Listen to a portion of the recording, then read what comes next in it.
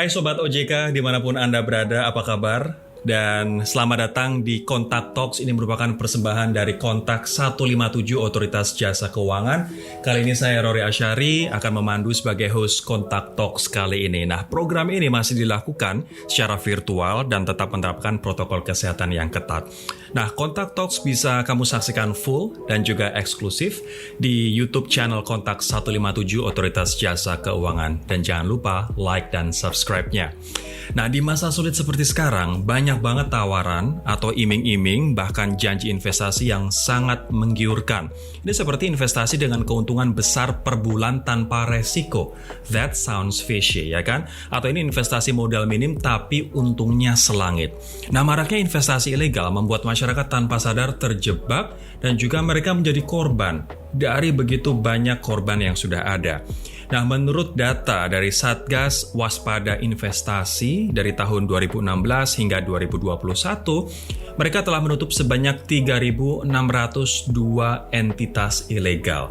Ini ibarat jamur di musim hujan, mati satu tumbuh seribu, nggak habis-habis. Nah, kali ini kita akan bareng-bareng ngobrol dengan Pak Ginanjar Endra Prasetyo atau Mas Ginanjar saya panggilnya, selaku Kepala Subbagian Pengumpulan dan Pengolahan Data OJK untuk memastikan bagaimana cara berinvestasi yang aman, nggak ilegal, dan kita bisa membedakan mana investasi yang ilegal dan mana investasi yang legal dan berizin. Saya akan menyapa terlebih dahulu. Mas Ginanjar, apa kabar Mas? Alhamdulillah baik. Mas Roy gimana? Baik juga? Mas, sehat, alhamdulillah. Ini makasih banget udah ngundang saya jadi moderator dari sesi yang menurut saya sangat informatif buat masyarakat yang saat ini mungkin punya rezeki lebih untuk diinvestasikan begitu. Ini zaman sekarang Mas, masih saja ada yang menggunakan investasi ilegal karena mereka tergoda oleh iming-iming yang menggiurkan. Yang harus diketahui oleh masyarakat itu sebenarnya bagaimana Mas untuk membedakan investasi yang berizin di OJK dengan investasi yang nggak berizin di OJK. Terima kasih Mas Roy. Nah, untuk Sobat OJK, untuk membedakan antara investasi yang tidak berizin dan berizin, kata kuncinya ada satu, yaitu berizin itu. Dari situ kita tahu bahwa dengan adanya izin itu, maka legalitas entitas yang melakukan investasi itu menjadi jelas. Nah, dengan dia mempunyai izin itu, maka kita bisa tahu bahwa dia sudah mematuhi semua peraturan yang ada di OJK. Dan selain itu kita bisa tahu juga siapa, misalnya kantornya di mana, kontak senternya di mana, terkait perusahaan itu, dan dia investasinya di mana aja seperti itu. Lain halnya dengan yang ilegal, kita tidak tahu ya. Tuh, dia uang yang kita investasikan tuh ditaruh di mana, kemudian dia punya legalitas nggak sih ya seperti itu. Orang-orang di belakangnya siapa? Kantornya di mana? Mas Ginanjar, kalau misalnya ada perusahaan yang sebenarnya dia tidak berizin, tapi mereka kan sekarang juga makin pintar, mereka taruh logo OJK dan juga mengklaim terdaftar di OJK. Nah, masyarakat untuk memverifikasi itu, benar nggak sih ini terdaftar di OJK? Benar nggak sih ini diawasi? Dan juga misalnya memang di bawah pengawasan dari OJK, mereka ngeceknya kemana Mas? Untuk pengecekan itu, para Sobat OJK bisa melakukan pencarian di website OJK ataupun bisa melakukan kontak ke kontak center OJK di kontak 157. Jadi kontak 157 sekaligus buat ngecek apakah lembaga ini diawasi OJK benar-benar terdaftar atau enggak ya? Ya, betul Mas. Mas Gin, ini investasi yang tidak berizin, kalau misalnya saya lihat keuntungan yang mereka tawarkan luar biasa, nggak masuk akal gitu kan. Ada yang sampai misalnya kita taruh 1 juta ternyata nanti hasilnya bisa 20 juta dalam beberapa bulan. Tapi sementara yang legal kita juga nggak tahu nih batasan antara return yang menguntungkan atau enggak menguntungkan, return yang masuk akal atau nggak masuk akal. Kadang-kadang kita juga nggak punya batasannya. Ada nggak saran dari Mas Ginanjar untuk membedakan investasi legal dengan ilegal dari sisi return-nya atau imbal hasilnya? Terkait dengan imbal hasil ini, kita bisa rasakan sendiri ya, mungkin dengan akal sehat kita lah. Mungkin kita bisa bandingkan lah mungkin dengan bunga deposito yang ada sekarang ataupun dengan return saham yang ada rata-rata sekarang. Dari situ kita bisa lihat ini return yang ditawarkan oleh investasi ini masuk akal nggak sih seperti itu. Jadi ya, kalau misalnya dia memberikan imbal hasil terlalu besar dalam hitungannya bulan, kita harus curiga, begitu kan? Ya, betul sekali Mas. Jadi kita bisa merasakan dengan sense kita lah, ini beneran nggak sih dengan investasi segini kita bisa pikir kan dengan gede pengembalian gede itu bisnis apa sih yang mereka investasikan? Jangan-jangan bisnis yang mereka investasikan misalnya barang haram lah seperti itu. Kita takutkan seperti itu. Oke Mas Ginanjar, kan sekarang banyak banget yang menawarkan dengan berbagai macam skema atau dengan berbagai macam cara begitu, modus investasi. Nah, kira-kira modus investasi seperti apa yang paling banyak dilaporkan ke OJK, Mas? Untuk saat ini yang paling banyak dilaporkan ke OJK adalah modus investasi biasanya melalui dengan website atau dengan SMS messaging atau mulai dari WA atau Telegram seperti itu. Itu yang paling banyak terjadi sekarang. Mungkin karena saat ini masyarakat udah pegang HP satu-satu ya, mulai jadi generasi milenial. Jadi orang-orang yang menawarkan investasi ini banyak mulai bergerak ke arah situ. Jadi mereka mulai menawarkan melalui website, melalui messaging seperti WA atau Telegram seperti itu Mas Ori.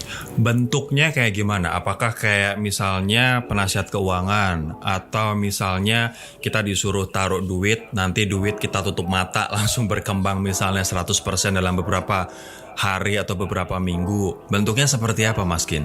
Mungkin seperti udah Mas Roy contohkan tadi, banyak juga yang beberapa sebagai penasihat keuangan.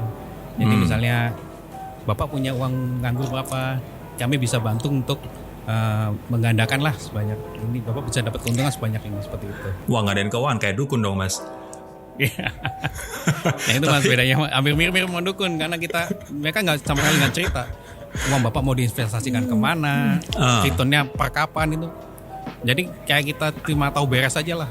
Oh gitu. Dan banyak orang yang beli gitu. Banyak orang yang percaya dan akhirnya menginvestasikan padahal mereka modelnya nggak jelas. Nah itu Mas, ya, karena mungkin tingkat literasi masyarakat kita yang nggak kurang. Jadi mereka main percaya aja. Apalagi dengan kondisi sekarang ya, dengan wabah corona seperti ini, mungkin beberapa orang savingnya masih ada banyak, nggak kepake. Biasanya mereka pakai buat shopping keluar, karena nggak bisa karena mau tutup. Jadi mereka ada tawaran gitu, ada tawaran. Duit Anda bisa berganda lebih banyak tuh daripada didiamin di dalam tabungan saja. Tanpa pikir panjang mereka langsung taruh gitu aja tanpa mencari tahu apa sih yang mau kita investasikan itu. Selama ini saya banyak banget belajar soal saham dan diketahui bahwa saham merupakan secara jangka panjang merupakan pilihan investasi yang keuntungannya paling besar. Tapi saham pun high risk high return. Nah, apakah skema-skema seperti penasihat keuangan yang ilegal ini biasanya mereka memberikan informasi soal resiko nggak Mas? Soal bahwa ini high risk, tapi di sisi lain juga high return gitu. Untungnya tidak Mas. Kalau mereka nginfokan seperti itu, pasti konsumen mikir 2 kali. Nggak laku ya. Justru mereka nggak ngasih tahu, karena mereka berharap cukup dengan ngasih tahu keuntungan, konsumen akan langsung tertarik tanpa pikir panjang lagi. Kalau kita dikasih tahu, ini high return, high risk loh ya. Mereka masih pikir 2 kali. Nah makanya cara itulah mereka menjebak konsumen-konsumen ini. Oke, saya pernah baca juga artikel bahwa di bulan Mei tahun 2021 ada sekitar 20-an skema investasi yang ditutup oleh OJK. Yang paling banyak di situ yang ditutup adalah money games. Dan selain ada money games, ada juga Ponzi, ada juga sistem arisan begitu. Nah, mengapa hal ini sangat marak di masyarakat? Dan apa langkah OJK untuk mengantisipasi agar masyarakat nggak terpengaruh beli yang namanya Ponzi, beli yang namanya money games, ataupun arisan ini? Nah, faktor utama yang saya ceritakan tadi bahwa tingkat literasi masyarakat kita masih rendah. Jadi mereka masih males untuk cari tahu apa sih itu investasinya, terus cari tahu lebih dalam lagi investasinya sebelum melakukan tindakan. Maka kami dari OJK berusaha mengedukasi lagi lah masyarakat dengan cara webinar, podcast seperti ini. Dan kita juga ada di medsos, kita juga bisa sebar-sebarkan pesan-pesan terkait dengan waspadalah terhadap suatu investasi seperti itu Mas. Oke, nah artinya masyarakat pun juga harus membaca, harus punya literasi yang lebih baik begitu ya Mas, untuk mengetahui atau membedakan mana investasi yang legal dan juga enggak ilegal. Nah, bentuk-bentuk edukasi seperti apa yang diberikan kepada masyarakat dari OJK selain acara-acara seperti ini Mas Ginanjar, agar bisa benar-benar langsung menjangkau masyarakat di akar rumput? Kami juga sering mengajarkan sosialisasi ya, langsung ke kota-kota atau melakukan sosialisasi melalui radio lah yang banyak didengar masyarakat di akar rumput. Kami juga di medsos kita juga selalu terbuka lah apabila ada pihak-pihak yang mau bertanya kepada kami terkait suatu investasi atau ingin mengetahui misalnya istilah-istilah asing lah yang ada di kayak Ponzi atau apa. Kadang-kadang kan dia tahu apa sih Ponzi itu, investasi saham itu resikonya apa aja. Kami terbuka bisa bertanya melalui Instagram kami. Oke, jadi tadi melalui Instagram bisa, bahkan kanal 157 pun juga bisa digunakan untuk masyarakat bertanya per item atau per investasi begitu ya, per produk ya Mas yang ditawarkan untuk mengkonfirmasi ini benar atau enggak begitu. Mas Ginanjar, ini ibarat jamur di musim hujan. Tim Satgas Waspada Investasi memberantas sampai dengan 3.600 lebih dari tahun 2016 sampai 2021, tapi di kanan kiri masih aja terus bermunculan investasi-investasi ilegal ini, sehingga peran masyarakat untuk mereka paham membedakan mana yang ilegal dan legal menjadi sangat krusial. Ada nggak ciri-ciri investasi ilegal yang bisa jadi pegangan untuk kita nih, untuk membedakan mana yang ilegal, mana yang legal? Oke. Yang pertama yang paling gampang, pasti mereka menawarkan keuntungan di luar kewajaran. Seperti itu. Mereka pasti menggunakan kata-kata pasti cepat kaya, taruh sebentar, taruh dalam waktu yang jangka pendek, high returnnya banyak besar sekali. Kemudian coba kita tanya kantornya di mana, atau ada nggak legalitasnya, punya surat-surat izinnya nggak? Mereka biasanya nggak bisa menjawab seperti itu. Nah itu bisa jadi ciri-ciri investasi yang patut diwaspadai. Juga kita juga bisa tanya, ini skema investasinya seperti apa? Kapan bisa saya mendapat keuntungannya? Kadang-kadang mereka nggak bisa jelasin secara jelas, secara gamblang. Apa alur permainan investasi mereka seperti apa, itu mereka nggak bisa. Oke, berarti kalau mereka mengklaim pasti cepat kaya, pasti untung, kemudian pasti imbal baliknya 1000% misalnya, itu patut kita curigai ya. Betul Mas. Yang penting kita ingat ya, investasi itu ada resikonya, bisa untung, bisa rugi. Jadi nggak mungkin lah untung terus seperti itu. Oke, kalau misalnya kita untung terus, nanti yang bikin investasi itu yang rugi terus ya Mas ya. Jadi Mas Ginanjar, tadi ada kalau misalnya mereka menawarkan, wah sudah pasti kaya, sudah pasti untung, atau hal-hal bombastis lainnya, kita patut curiga. Yang kedua adalah imbal hasil dengan persentase yang di luar kewajaran. Nah, ada juga biasanya mereka kadang-kadang gagal atau nggak bisa menunjukkan dokumen dan juga surat izin usaha resmi. Ketika sebuah investasi ini legal, apakah OJK akan memberikan suatu surat resmi yang ini menjadi bukti sah buat mereka beroperasi atau nggak, Mas? Dari OJK kita akan memberikan surat pendaftaran dan surat izin beroperasinya, Mas. Jadi bisa di-search juga di website OJK terkait dengan surat izin ini, nomor sekian, bisa cek keabsahannya di website OJK. Kemudian yang terakhir adalah mereka biasanya bener nggak sih Mas, nggak punya kontak layanan, jadi abal-abal tuh nomor teleponnya. Betul. Nah mereka kan nggak mungkin berusaha untuk menginvest tapi nggak memperhatikan nasabahnya kalau yang legal ya. Jadi mereka harus punya nama baik yang harus dijaga. Maka pasti menyediakan kontak layanan yang bisa diakses kapan aja dan mudah diakses oleh konsumennya, seperti itu. Oke, ini Sobat OJK, jadi kita udah dapat insight nih. Ini poin penting banget untuk dicatat. Apa yang membedakan investasi yang legal dan juga ilegal. Yang jelas adalah kalau investasi ilegal biasanya mereka menawarkan kata-kata yang bombastis. Pasti untung, pasti kaya gitu kan. Kemudian yang kedua biasanya imbal hasil persentasenya di luar kewajaran. Ini menurut Mas Ginanjar. Kemudian yang ketiga, biasanya mereka nggak bisa menunjukkan dokumen ataupun surat izin resmi dari otoritas, dalam hal ini OJK. Kemudian yang keempat, mereka nggak punya kontak layanan yang reliable dan bisa dihubungi. Nah, itu adalah 4 hal yang harus kita ingat benar-benar ketika kita ingin membedakan investasi yang legal versus ilegal. Nah Mas Ginanjar, ini soal legalitas nih. Banyak juga penawaran melalui sosial media dengan nama dan juga penawaran yang mirip banget. Nearly similar dengan yang legal gitu. Bagaimana sikap kita untuk bereaksi pada penawaran-penawaran yang kalau sekilas ini kelihatannya mirip banget, berizin, bahkan ada logo OJK-nya di situ. Tapi ternyata ilegal, Mas. Nah, yang patut kita ingat, selalu lakukan double check sebelum melakukan sesuatu. Biasanya kalau di Instagram kan untuk yang resmi biasanya kita bisa tahu dengan langsung ya. Biasanya kalau di Instagram ada centang birunya. menunjukkan bahwa ini akun resmi. Nah, Betul. bila tidak ada centang birunya, kita masih bisa berpikir, oh mungkin masih dalam proses verifikasi. Nah, Oke. langkah kedua kita bisa lakukan dengan cara kunjungilah websitenya. Di websitenya kita bisa lihat satu persatu dulu kantornya di mana, alamat kontak senternya di mana, seperti itu.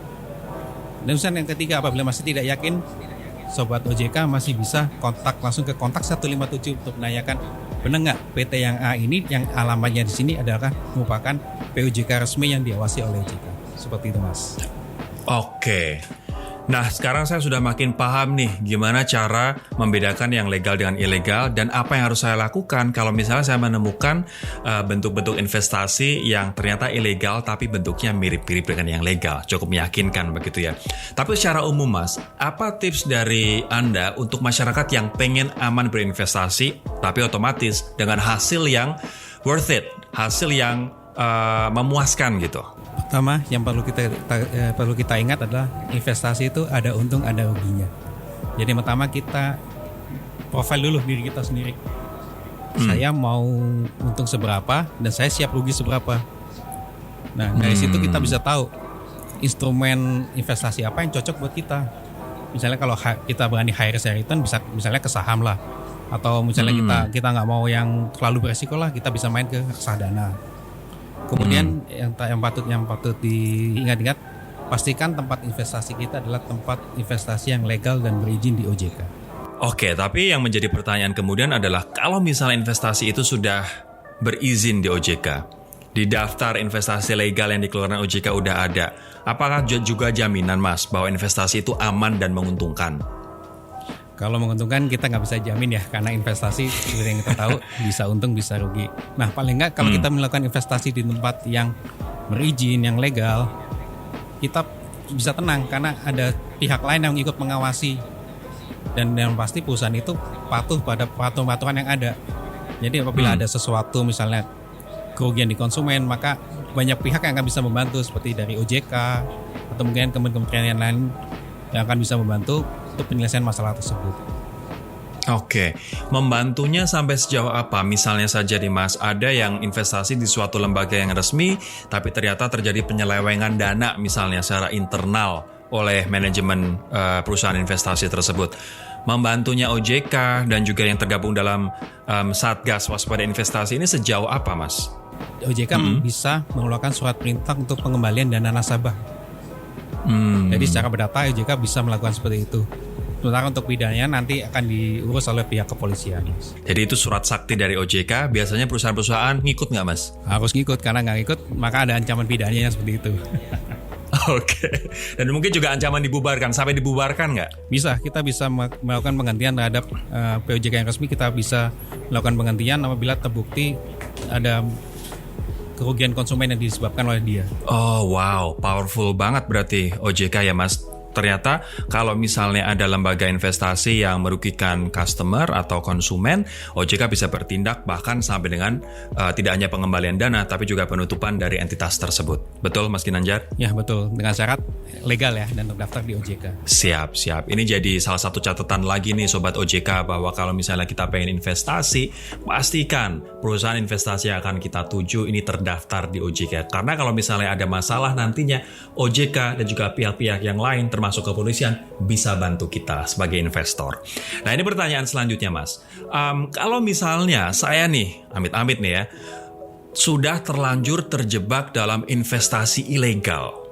Walaupun ya selama ini mungkin saya masih menikmati imbal hasilnya, ini belum kepentok, belum kena batunya aja gitu.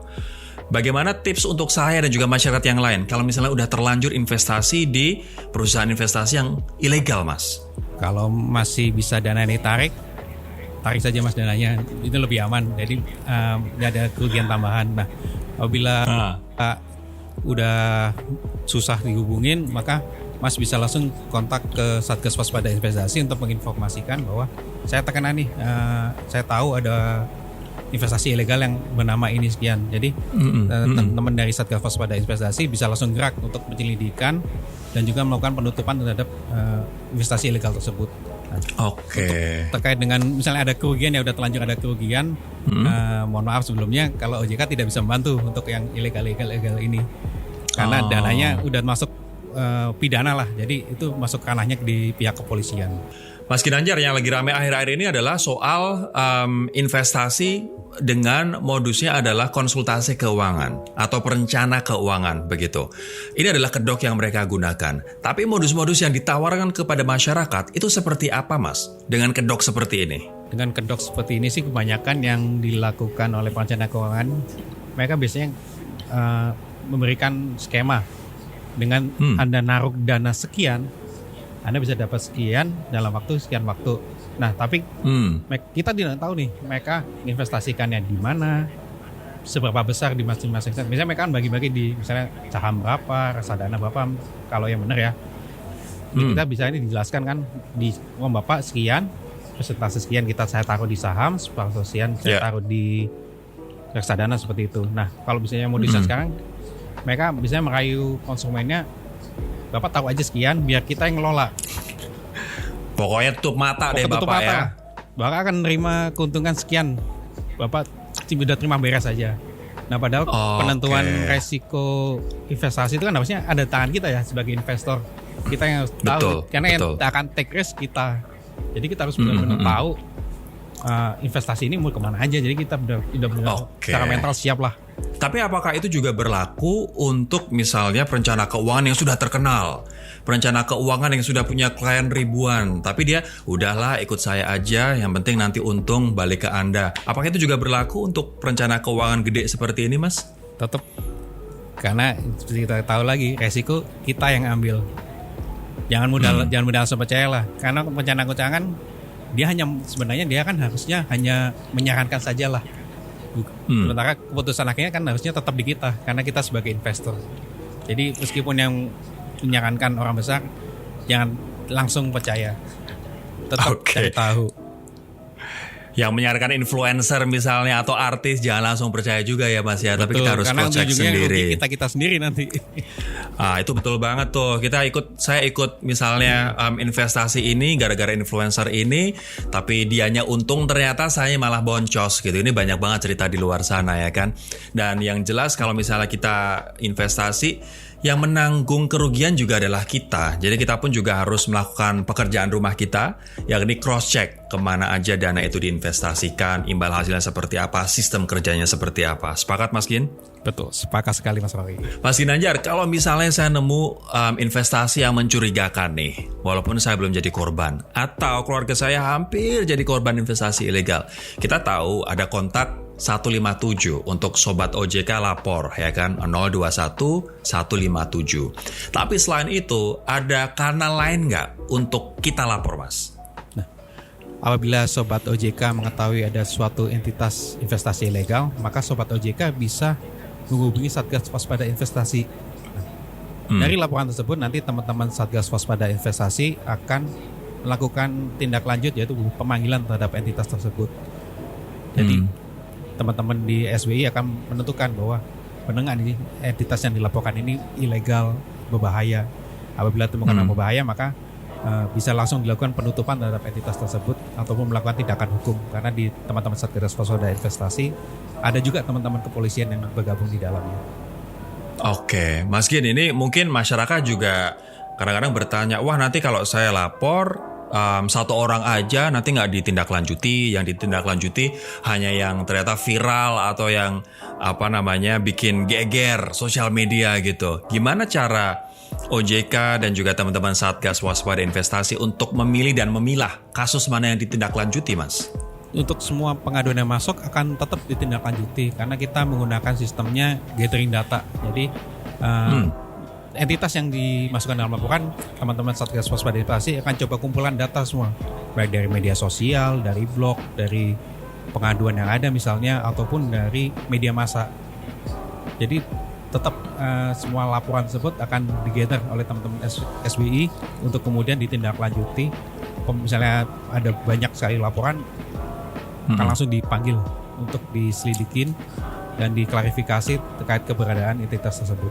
Oke, ini artinya Sobat OJK nggak usah khawatir kalau misalnya Anda menjadi satu-satunya pelapor dalam sebuah kasus ataupun satu perusahaan investasi, ini pun nanti akan ditindaklanjuti oleh SJK dan juga Satgas Waspada Investasi ya. Mas, tadi selain nomor telepon, ada juga kayak WhatsApp atau media sosial buat masyarakat lapor nggak Mas? Ada. Untuk di teman-teman kontak 157 bisa di WhatsApp 081 157 157 157 atau bisa nomornya cantik banget Mas. Iya. Atau bisa juga menggunakan email di konsumen@ojk.go.id. Oke, itu dia. WhatsApp-nya aja cantik banget nomornya 081 157 157 157 ataupun email konsumen@ojk.go.id dan semua laporan akan ditindaklanjuti oleh OJK tanpa melihat apakah kasus ini sudah viral atau enggak. Asalkan kita lapor, pasti akan ditindaklanjuti oleh teman-teman di OJK dan Satgas Waspada Investasi. Mas, ini ada pertanyaan menarik nih dari netizen yang sudah saya terima. Yang pertama adalah dari Alia. Ini kasusnya menarik banget dan saya yakin juga banyak banget masyarakat yang kena kasus-kasus seperti ini. Selamat sore, saya mau bertanya. Pertama, saya tertarik dengan tawaran investasi dana yang ditawarkan di salah satu aplikasi pesan instan. Saya sudah transfer dana senilai 1 juta rupiah dengan nilai profit dijanjikan 15 juta. Setelah saya transfer, saya disuruh kirim lagi dana senilai 3 juta sebagai jaminan agar profit keluar. Saya diinfo kembali jika profit mau cair, saya harus transfer untuk biaya OJK senilai 5,7 juta. Wah, ini mau nebus 15 juta aja repotnya minta ampun ya. Nah, setelah ditransfer, katanya ternyata biaya OJK 7,7 juta Mas, jadi kurang 2 juta. Saya baru sadar atau merasa kalau saya ini ditipu karena saya disuruh bayar terus. Mohon penjelasannya apa yang harus saya lakukan. Silahkan Mas Gin. Ini salah satu contoh kasus investasi ilegal di mana konsumen diminta top up terus-menerus tanpa kepastian investasinya dikasih kemana, terusan tenggat waktu, rentang waktu investasinya seperti apa. Nah, ini karena ini ilegal, mohon maaf ya OJK tidak bisa membantu banyak. Jadi untuk Mbak Alia bisa bisa lapor ke kepolisian untuk membuat laporan kepolisian terkait dengan penipuan. Kemudian Kak Alianya bisa, karena tahu tadi ya tujuan transfernya kemana, bisa ke CS bank tersebut untuk melakukan pemblokiran rekening sebagai tindakan awal. Dengan harapan semoga lah dananya masih belum ditarik lah sama pelakunya. Nanti dengan seterusnya itu akan jadi ranahnya teman-teman dari pihak kepolisian untuk bertindaklanjuti. Sebelum saya ke pertanyaan selanjutnya Mas Ginanjar, saya masih penasaran soal yang ketika kita investasi tapi disuruh transfer terus-terusan. Ada nggak sih model investasi yang begitu? Kita investasi 1 juta, begitu kita mau mencairkan uang hasil investasi, kita disuruh terus setor gitu. Ada nggak model-model investasi beneran yang seperti itu? Tahu saya sih tidak ada ya, karena biasanya kalau investasi kita udah tahu ada perjanjian di depan investasi sekian. Dana bisa ditarik atau bisa diterima misalnya per tanggal sekian. Jadi semuanya skema itu harus sudah jelas dulu di awal sebelum kita melakukan investasi. Jadi tidak mungkin lah ada biaya-biaya siluman di tengah-tengah misalnya untuk duitnya bisa ditarik langsung harus setor lagi sekian. Nah, itu berarti kan di luar skema yang udah diperjanjikan di awal. Oke, wah ini hati-hati ya, dana-dana atau biaya-biaya siluman di tengah-tengah yang tiba-tiba muncul, ini nggak ada kalau investasinya beneran, karena biasanya semuanya udah jelas dan juga clear di depan. Oke, Mas Gian, ini ada pertanyaan kedua dari Leo. Izin bertanya, sekarang di media sosial sudah banyak akun yang menawarkan investasi online dengan cara menanam sejumlah dana. Dana akan diputar melalui investasi tertentu. Ya kan? Nah, kemudian kita bisa mendapatkan keuntungan. Pertanyaannya, bagaimana cara kita mengetahui jika akun tersebut terpercaya atau tidak? Apalagi katanya terdaftar di OJK. Bagaimana cara mengeceknya? Mohon dijelaskan. Cek lagi lah misalnya ke websitenya. Bisa di situ kan ada latar belakang, letak kantornya di mana, kontak senternya bisa dihubungi di mana. Setelah itu dilakukan masih nggak percaya, masih penasaran juga, konfirmasi lagi lah melalui kontak 157 untuk mengetahui benar nggak sih perusahaan dengan nama ini yang alamatnya di sini adalah entitas yang diawasi oleh OJK, seperti itu. Oke, jadi mending kita ribet atau kita konfirmasi ke beberapa pihak di awal. Yang penting investasi kita aman daripada kita santai-santai, kita diam-diam tapi ternyata perusahaan investasi tersebut adalah ilegal, begitu ya Mas. Nggak apa-apa, kita ngerjain PR kita dulu untuk memastikan dan juga meriset bahwa mereka aman. Ini ada pertanyaan selanjutnya, Mas Ginanjar, dari Herda. Mungkin ini sudah kita bahas, tapi mungkin Mas Ginanjar bisa memberikan highlight lagi untuk kita ingat. Bisa tolong infokan nggak, investasi yang aman itu seperti apa sih? Nah, Sobat OJK, untuk investasi yang perlu ketingkat pertama, investasi itu nggak selalu untuk pasti ada ruginya. Jadi yang pertama kita pastikan dulu profil diri kita. Kita mampu sanggup rugi seberapa sih? Atau misalnya kita mengharapkan untungan seperti apa? Dari situ kita bisa mengukur investasi di instrumen apakah yang cocok dengan profil kita. Setelah itu PR itu kita dapat, barulah kita pilih entitas legal untuk bagi tempat investasi kita. Dan pastikan tempat itu legal dan berizin di OJK. Ini ada pertanyaan yang menarik, Mas. Ini saya nggak tahu nih, Mas Ginanjar bisa bantu atau enggak. Selamat siang, Min. Hari ini saya ditipu dengan investasi bodong. Saya telah transfer uang 2 juta rupiah. Saya minta dikembalikan uang saya. Mohon bantuannya. Bisa nggak OJK ngebantu untuk mengembalikan uang 2 juta ini, Mas? Nah, sebelumnya kami mohon maaf ya, karena kan untuk investasi ilegal itu di luar kuasa kami. Itu udah masuk ranah pidana di pihak kepolisian. Jadi saya sarankan agar segera membuat laporan ke pihak kepolisian. Oke, nanti marah-marahnya ke si pelaku aja ya, jangan ke OJK atau jangan ke saya ya. Langsung minta dikembalikan uangnya. Tapi yang jelas ini juga jadi peringatan bahwa satu netizen bernama Join ini bukan merupakan satu-satunya korban. Banyak banget di antara kita yang kita tergiur gara-gara keuntungan yang gede, akhirnya kita dengan gampang menaruh uang kita di sana tanpa tadi melakukan PR kita, melakukan komparasi atau riset kita begitu, sehingga kita pun akhirnya jadi korban. Ini baru 2 juta. Banyak banget yang ketipu sampai MM-an. Ada juga Dian, Mas Ginanjar. Saya izin bertanya masalah investasi bodong yang populer sekarang ini di aplikasi chat atau pesan instan. Karena adik saya kena penipuan 2 juta. Saya sudah kantongi nomor rekening si penipu. Hanya karena settingan privasi, saya tidak bisa melacak nomor ponselnya. Apakah bisa ditindaklanjuti agar uang adik saya kembali? Cara lapornya gimana ya, Pak? Nah, mungkin seperti kasus yang sebelumnya, untuk agar kerugiannya minimal, kakak bisa melakukan laporan dulu ke pihak kepolisian terkait dengan pidana penipuan. Kemudian berbekal dari laporan tersebut, kakak bisa lanjut ke CS banknya. Tadi kan udah tahu rekening banknya di bank apalah. Kakak bisa kontak ke CS-nya berdasarkan laporan ini agar dilakukan pemblokiran sementara terhadap rekening tersebut. Nah, syukur-syukur masih ada dana yang bisa diselamatkan lah berdasarkan proses tadi diproses sama pihak kepolisian.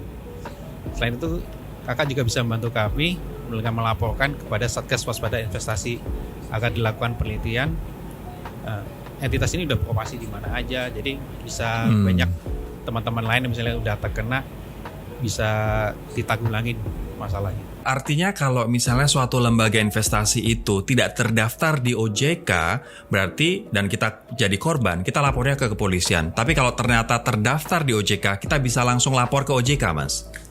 Nah, betul Mas. Kalau ada entitas yang legal malah nakal seperti itu, teman-teman Sobat OJK bisa langsung lapor ke OJK.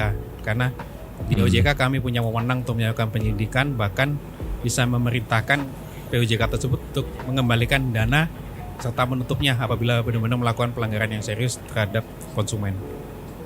Oke, aku jadi paham sekarang. Mas, ini kita sudah ada di akhir podcast kita nih. Aku pengen ngasih sedikit gambaran kepada Sobat OJK terkait dengan tips memilih investasi yang aman. Mungkin Mas bisa lebih summarize lagi. Apa tips dari Mas untuk Sobat OJK memilih investasi yang aman? Dan kalau misalnya nemu yang ilegal, lapor kemana, Mas? Sebelum berinvestasi, pastikan dulu profil teman-teman. Jadi kita bisa tahu untuk berapa yang kita pengenkan, kerugian berapa yang mau kita tanggung, yang bisa kita tanggung. Karena seperti kita tahu bahwa semua investasi itu nggak mungkin lah untung, pasti adalah ruginya. Pasti ada resiko ruginya lah di situ.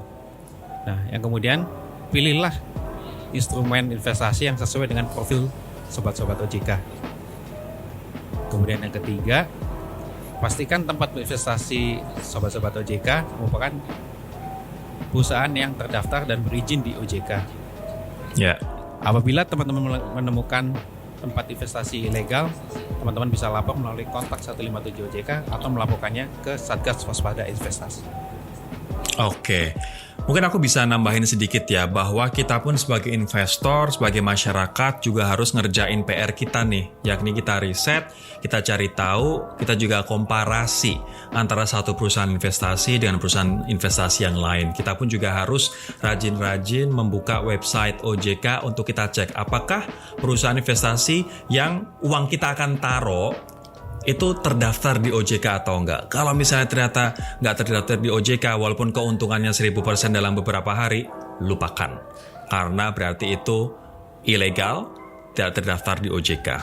Yang harus diingat, apabila tidak terdaftar di OJK, lembaga investasi tersebut ilegal dan teman-teman OJK nggak bisa bantu kita kalau misalnya nanti ada masalah. Mas Ginanjar, terima kasih banget atas waktunya, terima kasih banget atas penjelasannya. Moga masyarakat juga makin yakin Mas, ketika mau investasi ya pasti pilih yang di bawah pengawasan OJK. Dan kalau misalnya mereka mendapatkan masalah, mereka bisa tahu lapornya kemana. Terima kasih banget Mas Ginanjar. Sama-sama, sorry. Saya juga mau ucapkan terima kasih banyak untuk Sobat OJK yang telah menonton diskusi Kontak Talks ini. Semoga Sobat OJK semakin paham dan juga semakin yakin tentang investasi ilegal dan dapat memberikan informasi yang baik kepada masyarakat, dan Anda pun juga bisa men-share konten positif ini ke teman-teman yang lain sehingga tidak ada lagi korban dari investasi ilegal ini ke depan. Nah, kami ingatkan lagi apabila ada permasalahan atau pertanyaan seputar sektor jasa keuangan, sekali lagi tanyakan ke kontak 157. Bisa lewat WhatsApp, email, atau follow Instagram @kontak157, lalu bisa tanya melalui DM. Hati-hati teman-teman kalau mau investasi, apalagi investasi yang menawarkan imbal hasil yang nggak masuk akal dan ternyata tidak terdaftar di OJK. Saya Rory Asyari, kita ketemu lagi di kesempatan lain. Bye-bye.